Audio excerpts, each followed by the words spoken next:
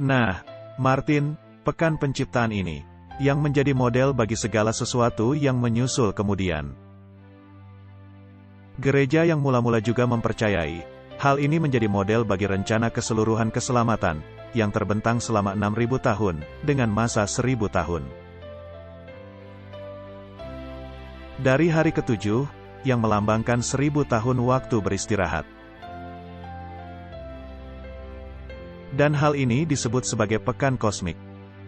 Nah, para ahli teologi modern kita, nampaknya sangat tidak menyukai pekan kosmik, benar?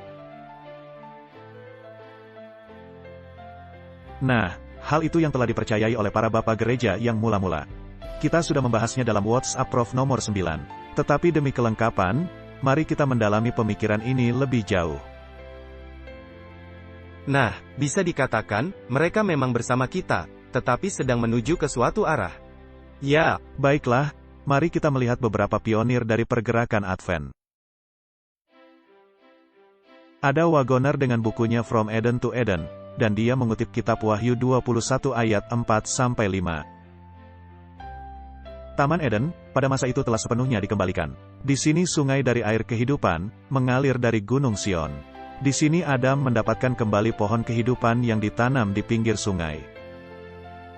Yang terbagi menjadi hulu yang terpisah seperti pada mulanya. Disinilah terdapat kembali Taman Firdaus, yang Tuhan sendiri telah mendirikannya, 7.000 tahun silam. Martin, apakah itu merupakan pernyataan yang menarik? Jadi Wagoner mengambil seluruh pekan penciptaan dan mengubahkannya ke dalam pekan kosmik. Jadi seluruh rancangan, 6 hari bekerja, ditambah hari ke-7, masa 1.000 tahun beristirahat, menjadi 7.000 tahun. Mari kita melihat apa yang dikatakan oleh Thomas Prebble mengenai dua Adam. Sebelum Adam pertama mengalami konflik dengan setan, di mana dia gagal. Hari ke-7, atau Sabat telah berlalu. Demikian juga dengan Adam kedua, sebelum terjadinya konflik yang terakhir dan penghabisan dengan setan dan para malaikat jahatnya. Di mana kemenangan kekal, akan didapat bagi anak Allah dan umat-umatnya. Sabat, atau masa 7.000 tahun akan terlewatkan. Apakah mereka mempercayai pekan kosmik? Nah, jika Anda benar-benar mempelajarinya, pastilah mengambil sikap yang sama. Apakah Ellen White mempercayainya? Ya, seperti yang dikatakan Allah, pada awalnya, betapa pentingnya, agar Anda memegang prinsip 6.000 tahun ini, agar Anda tidak menjadi bagian dari orang yang salah kepercayaan. Dan kita telah membaca pernyataan Ellen White, dari cucu laki-lakinya. Di mana dengan tegas dinyatakan, kepada Ellen White telah ditunjukkan, bahwa pertentangan ini akan berlangsung selama 6.000 tahun, dan sesudah itu, akan ada masa selama 1.000 tahun, benar. Mari kita melihat apa yang dikatakan Himes di dalam Sign of the Times dan Expositor of Prophecy. Ini dituliskan di tahun 1843, jika Yesus Kristus melakukan pekerjaannya selama 6 hari. Dan beristirahat dari semua pekerjaannya di hari yang ke-7. Kapan kita berharap peristiwa besar akan terjadi? Saya menjawab. Jika 1.000 tahun, sama seperti 1 hari di dalam Tuhan, seperti yang sudah saya buktikan. Maka kemudian masa 6.000 tahun dari penciptaan yang pertama, masa yang baru haruslah dimulai. Dan tambahan pula, jika Kristus telah bekerja menuruti teladan Bapanya, dan beristirahat, sama seperti Allah telah beristirahat dari pekerjaannya. Maka masa 7.000 tahun akan menjadi sabat perhentian bagi Kristus dan umat-umatnya. Jadi, mereka semua percaya kepada konsep ini.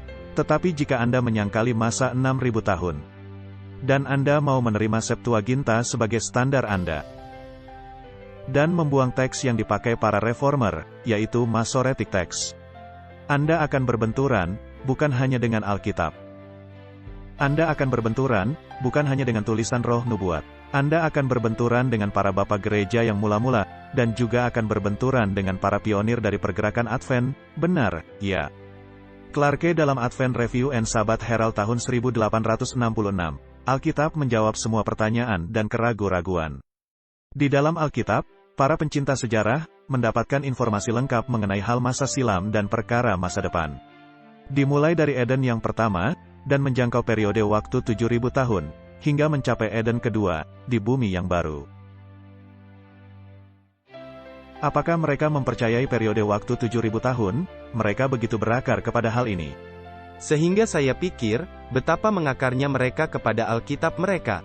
Nah, jika orang-orang ini hidup sekarang ini, Dan para ahli teologi kita, dan badan dari Bible Research Institute melibatkan mereka, apakah menurut Anda, akan terjadi percikan api? Ya. Mereka tidak akan berada di halaman yang sama. Benar, ya. Josiah Leach, laporan pertama dari General Conference dari orang-orang Kristen, mengharapkan kedatangan dari Tuhan Yesus Kristus. Suatu judul yang menarik, benar, ya.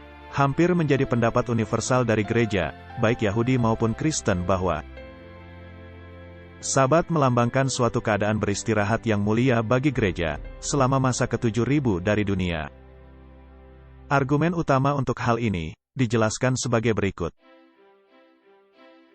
Allah telah membuat dunia selama 6 hari, dan beristirahat di hari yang ke-7. Dan membentuk Sabat, sebagai perlambangan bagi istirahat di masa depan. Jadi kita bisa berharap, setelah masa kesulitan dan pergolakan selama 6.000 tahun, akan terjadi masa beristirahat selama 1.000 tahun, dari semua kesedihan ini.